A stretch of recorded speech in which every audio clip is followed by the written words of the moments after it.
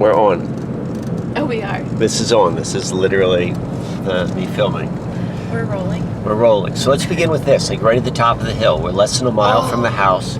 Yeah. What we're seeing right here, this is, let's see if I can get it in, where does it say? Thunder on the Hill. Can you even see the sign? They took the sign down. They took the sign down. This is the NASCAR track, which is near our house. Yep. But it's really literally right down the road. Like we could walk here. We could walk here. And what's interesting is this may not be our home for very long. Right. You want me to say anything more about that? Well, I guess we can go with that. We pulled cards for the full moon last night. And the I Ching card was Wanderer, and the Enchanted Traveler card was Coming Alive. And we've just come back from wandering. Well, not really. This is an interesting topic. Like, what is wandering? Like, the true essence of wandering. Not just like, oh, you're like wandering around, but like a true wanderer. A true wan. Oh, a true a true wanderer. I mean, this goes back to my thought of. I mean, it's been a while since I've talked about like the idea of like nomad, not mad, the nomadic way of being human and so forth. But a wanderer. I mean, that's basically another word I would say for an independent nomad. Like a wanderer refers a solitary nomad. Yeah. And so to your point, so we pick cards for the full moon, the moon that began with the ceremony in Juniper Springs. Right. Yes. And we were this is the car that we were driving around down in Florida, wandering with a mission. Wandering with a mission. Oh my gosh, there's the W and the M. MW. Wandering with a mission. Michael okay. Wan, wandering with a mission. Michael Wan, wandering with a mission. So, okay, we pull the cards. We pull the cards, and sometimes we pull cards and they feel like they're kind of a foreshadow of what's to come. And I feel like sometimes we pull cards and it's more like a bleed through from what the energy we're carrying. Okay. And I guess I'll share when we came home. You know that feeling when you come home and you like walk into your house and you're like, oh, like it feels so good to like the familiarity and the right to be home. It's a common thing. Right, it's like you're home. It's like I've been away from home and I've returned to where I feel comfortable, which is my home, and I'm so glad to be there. Yeah. Okay. And we both didn't feel that. No, what did we feel? Oh, it felt very oppressive. It felt oppressive. Yeah. It didn't feel nurturing and comforting. It felt like gloomy. All right. And so I don't know what that's about, but I lived on a bus for 2 years, you know that, full-time bus. And every time I came home from traveling, I always felt like, oh, it feels so good to be home and like my bus. And one might think that like a bus is a difficult place to live. It would be really great to have a break, and when you come back, they'd be like, oh, back to like chopping wood and hauling water. But there's so much like given comfort at the house in Bechtelsville, and yet I don't have that like somatic, like visceral response. Bay's Rock Shop. It's a top crystal shop. It's a regional supplier. A regional supplier for all your crystal needs. Just a few blocks from our house. So anyway, so we pulled the Wanderer, and then Coming Alive, and we interpreted it as the Wanderer coming alive in us. And on top of that, the home.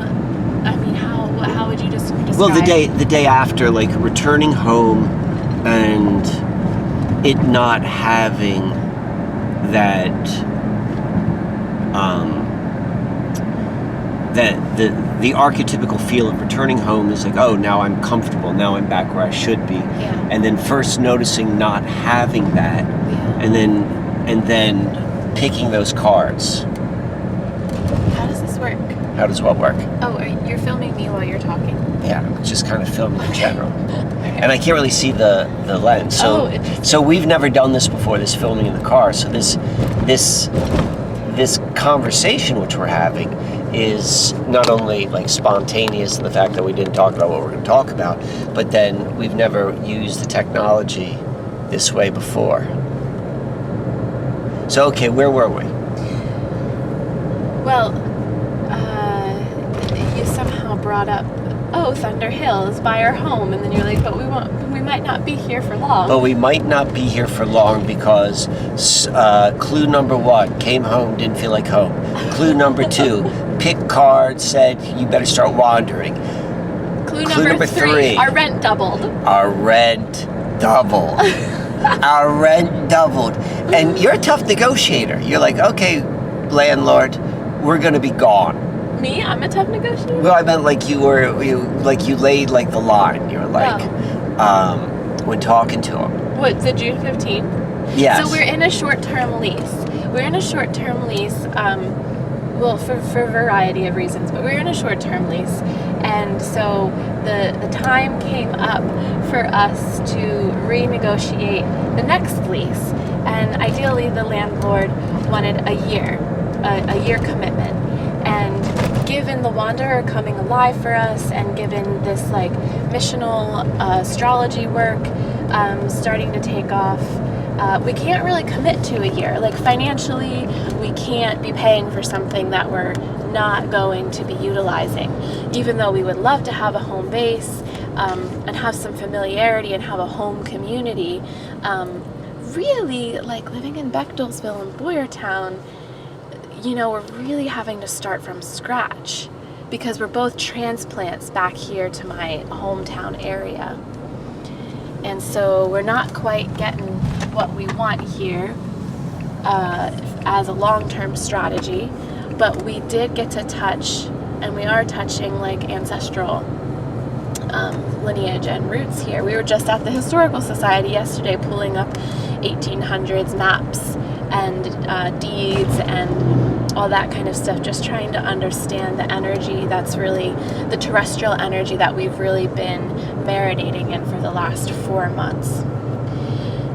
But we're very open, as the Tao Te Ching would guide us to be, to the ebbing and flowing of like the universal life force flowing through us. And that might mean that we've had the touch we needed of terrestrial ancestral energy, and now we need to continue wandering, being the magi and priestess of the stars, bringing the board to the people. We joke about that, but there is the element of ceremony, the ritual drama that we bring. It is a part of the magic, I think. I would say it's a big part. But without, I'm gonna resist the temptation to go down that rabbit path and bring it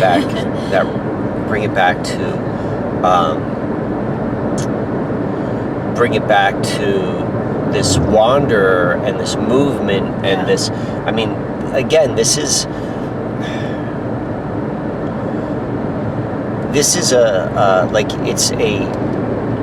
an ancient way in which one lived life. Right? Yes, yeah. And both you and I would say more me than you, but are products of this culture which we're born into. And so to go back to an ancient way ain't farming.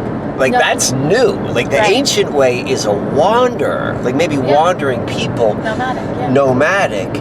And in some ways what we're describing feels like,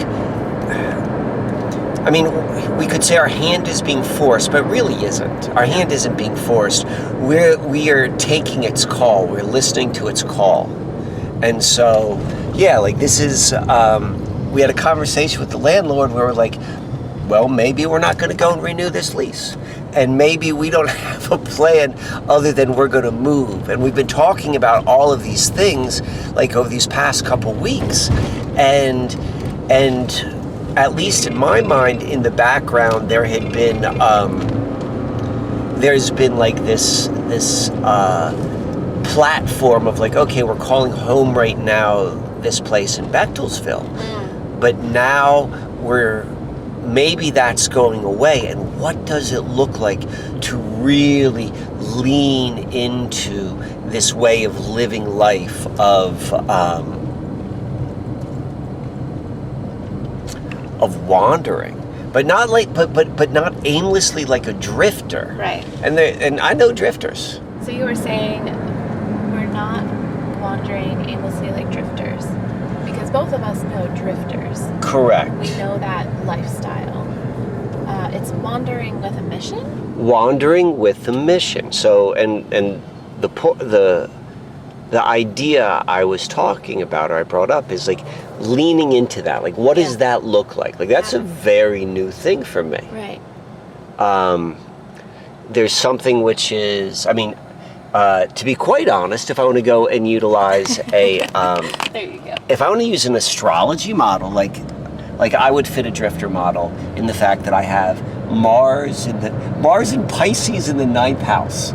Like, that's a missionary drifter, because the 9th house. So there's that, but I try not to live my life based upon those things. Yeah.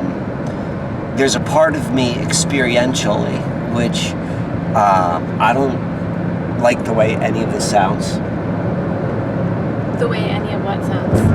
Aimless, mindless drift, or like the drifter, like if anything, like the not having a home base. Right. And then there's a part of me which is like the opposite of that, which is one, like, because you don't want to feel that way, like, well, then you're going to lean into it and go and see what that is. And then 2 is like, now is the time, like, looking at life. And then even 3, the last year, I mean, arguably the last 5 years of my life, but definitely the last year has slowly kind of been this deconstructing process.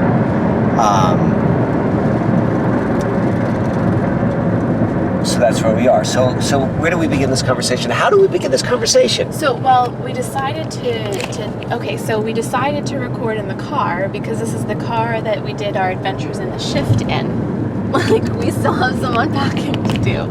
I mean, actually, that's more than unpacking. That's like winter things that have to go back to storage. But, we wanted to show people the nature dash. All right. that we travel with, and so, like, sand dollars go up there, and just, oh gosh, don't go down there, that's so messy. But we get all kinds of looks. Like, do you notice that? Like, people, you've had this experience, people randomly come up to me in the car, or to us, and they, like, have comments about the dash. Yes. The funniest one was when a child walked by and was like, "Look, Mommy, look at all that trash." And I was just like, sure, okay, I can see how it looks a little disorganized. But, like, ultimately, it's very, like, you know, I keep, like, meticulous order of chaos Meticulous. on my dash. That is an accurate description of this setup. It's my nature table, and like altered to the living beings, it's like a museum though, because there's everything is dried out. But it's funny, there's a parallel here between like everyone has different thoughts and opinions and feelings. Like, some people, as they're driving by, they like stare at it in total confusion, while other people are like, oh my god, that's so beautiful, like, I'm so inspired. And I think we get that same extreme reaction in ourselves and from others when we talk about, like, wandering or drifting or, like, being nomadic and not holding down a home, especially because we have kids. Like, yours are older than mine, but, like, that's kind of like there's a lot to this. There's like, we're thick in it. We're thick in it, and so I want to say, before we move off of this, you said that this is, did you call it a museum? Was that the phrase? It's like a museum sanctuary to living things, because they're all dried up. I would also indicate for you, though, it's also it's a timeline. Ah, yes. Like, all of the, like, they have these pieces, Like, I'm surprised by how my truck has things in it, not to this level, but I've always had feathers and stones, and I've collected things along the way, and I keep them in my truck, but definitely not to this extent. But I have no idea where any of it came from. I'm like, at some point I picked that up and I put it in, but I don't remember when. But all of these do have a story. I mean, I can't tell you the story of every single piece, but yeah. So, okay, going back to what you were saying of like of The reactions. well, one, the reactions, but then also the implications of like I've got a voice in my head from I'll just name him. I'll just give his first name, and you'll know who he is. Bill. Okay. And we used to have this conversation. He and we've had this conversation at least for 10 years. Based around the movie, and I don't know how, I don't think you know this movie because you don't know popular culture, but around Pulp Fiction. Okay, yeah. Have you ever seen Pulp Fiction? So they're two hitmen and are in it, and one of the hitmen has what he thinks is like a spiritual experience. Like, he goes to shoot someone and he misses him, and he was like, God steps in, something like that. And the movie unfolds, and they're having this conversation in a coffee shop, and he's like, I want to, the hitman who was touched by God was like, I'm going to walk away from it all, and I'm going to wander the earth just like Cain. So not like biblical Cain from the 1970s show called Kung Fu. Okay. And it's like so friggin' legit, like as an idea, like in the modern, I mean, this Pulp Fiction came out in 94, but I think it's still like it still speaks today to a degree. And he was like, I just want to go and be a wanderer. And then the other hitman was like, yeah, we got a name for that. We got a name for that, Jules. That name is Bum.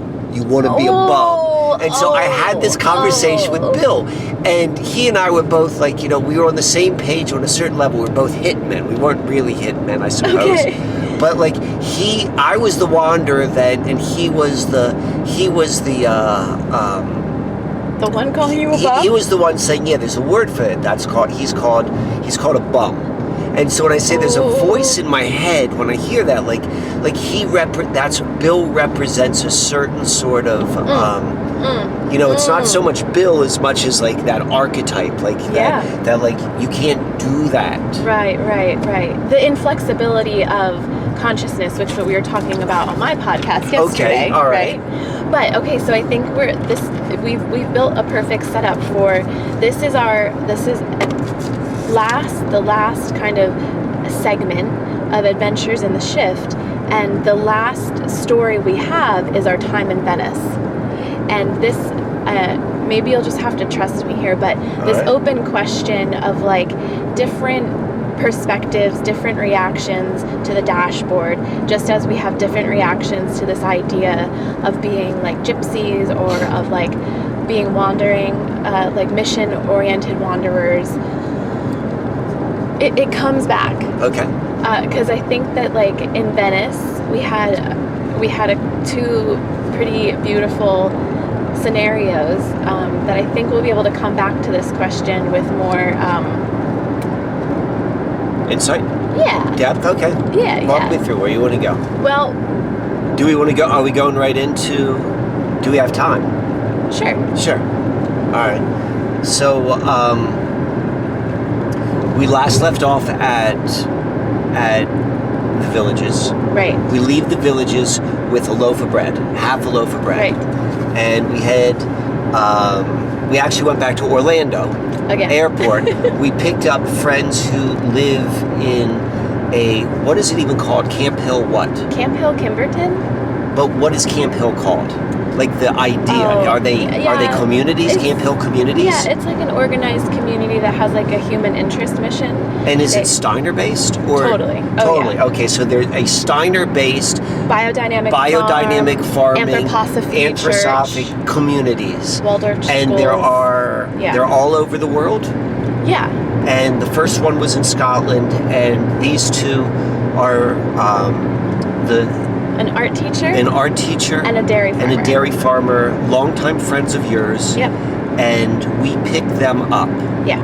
At the Orlando airport. Yes. And then we drove to Venice, Florida. Yes. Which is on the west coast of Florida, south of Tampa, on the Gulf of Mexico. Yes. All right. So that's the setup. And so, can I just drop a highlight?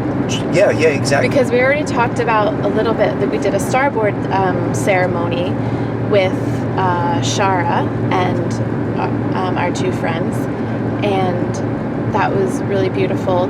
We've had this theme of animals showing up. Like the raccoon came the night of the Starboard ceremony at Juniper Springs, and then previously we had the owl. The raccoon. Okay, all right, I know where we're going. And then at the end of this, like at the very last intention stone drop, like we kind of like closed the container. Okay. Of the sharing, and this frog out of nowhere. We're in like a canopy kind of thing, like an outdoor table and chairs that was covered because there's like a lot of no-see-ums and mosquitoes. It's Florida. And this tree frog jumped out of nowhere. Like, I don't even know where it came from. It landed right on the starboard. Right on Aquarius. Mm-hmm. And it like made a space right between me and my girlfriend's like intention stones. Okay. And then it went from the starboard, it jumped onto my face. Yes. Right. And then it jumped around and it landed in the cookies. And it was on Derek for a little bit. It was on your leg for a little bit. Tree frog. It had an interaction with everyone. Right. And the tree frog, the medicine of the tree frog is about replenishing and understanding how sensitive we are to our environment and how that's a strength because it lets us know when we need to replenish, kind of like a hot. When you say replenish, what do you mean? Like hop back in the water. Okay. Because it's a tree frog, right? Okay. It needs to. I think. Do you know anything about tree frogs? Mm-hmm. Pretty sure that they can't dry out. I don't think so. They're like moist and like succulent. So that was a highlight. But do you want to say anything about that? Because I know you have a big highlight. As it relates to the tree frog? No. As it relates to your hat and sunglasses. Okay, well... the alternative celebrity character. So let's stick with the animals. So okay. I want to leave it maybe just as simple as the starboard and the animal kingdom is very, it's undeniably connected. We can see that every time that we went, at least on this trip, when we were outside, there was some interaction. Yeah. And for the most part, they were meaningful. Like the hawk had a very the owl had a historical and a timeliness to you or to us. Uh-huh. And then the tree frog did as well. Yeah. So it's not even just and the raccoon did. I've got the raccoon. I don't think quite is rich of a connection, but nonetheless that happened. And so I just wanted to point that out. When we're doing these starboard ceremonies, something else is happening. Yeah. And it's shown in the realm of the animal kingdom, and I don't want to define it any more than that, but it's not in question to me. But then I also want to say the other thing which is interesting within the starboard ceremony is do you want to let people know we're going through downtown Boyertown? This is downtown Boyertown. This is the town. We live in Bechtelsville, but if you're going to go into town, this is the town that we go into and through for things. This is it. So we'll just leave it there. there's this other thing which is happening with like the dropping on the board. You talked about this also in the Hostel of the Forest about like the stone that went into the center of the starboard. Yeah. What I flicked onto the Susquehanna mystery map, and then also I think there was one other instance. But I want to bring up the Starboard ceremony that we had with our friends from Kimberton. What we did was we built a synastry chart. We built their 2 charts, and we did a specific date. It was different than what we did with Shara. And I had asked both of them to place a stone onto the table after we built their chart. And Derek is a little bit of a troublemaker, and like he didn't want to play along with me. He's like, no, I'm not going to put it. I'm going to take this little stone, and I'm just going to put it in my pocket. I'm going to put it in Emily's pocket. I'm going to put it in Emily's pocket. And I was like, I thought it was sweet. He was setting his intention in her pocket.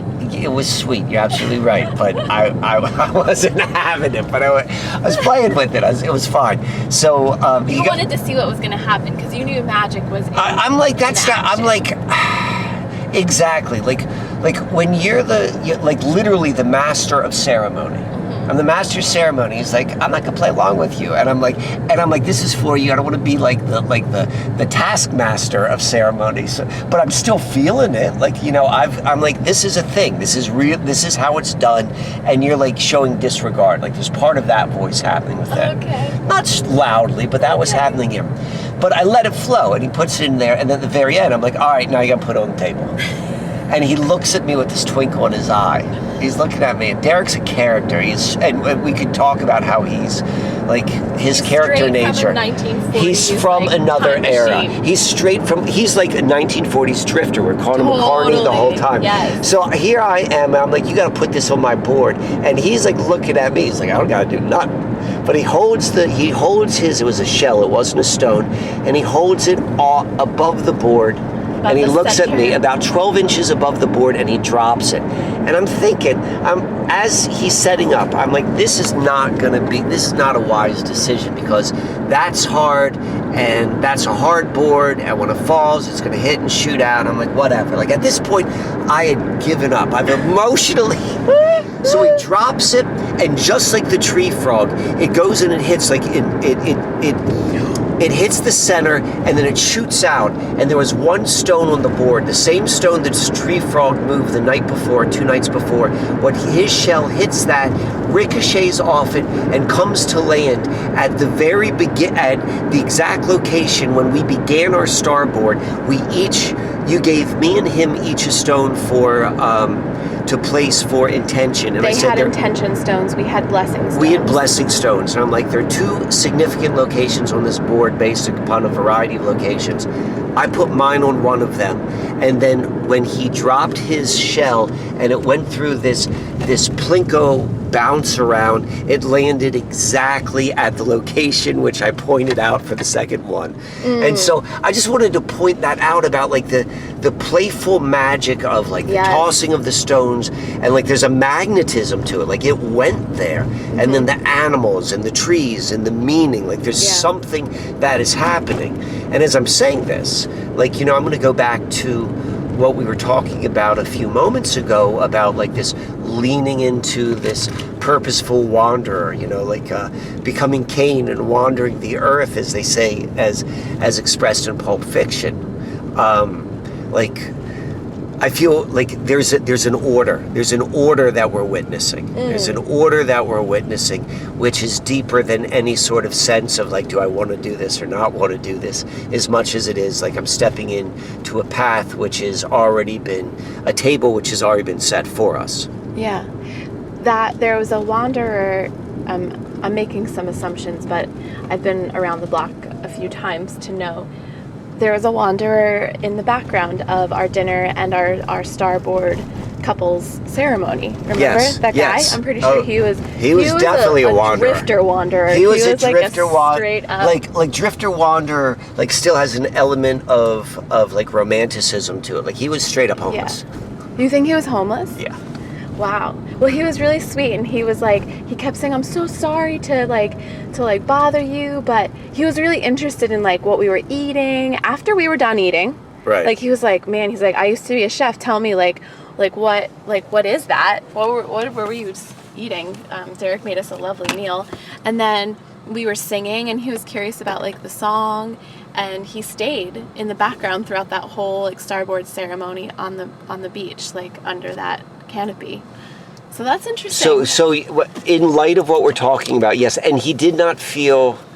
So we're about to pause in this video, or you and I are going to pause. The person who's watching isn't going to experience a pause because it's going to be fluid, but our energy will change because we're going to add something. We're going to put something in between. Mm-hmm. So before that happens, I want to go and I want you to share this one last thing.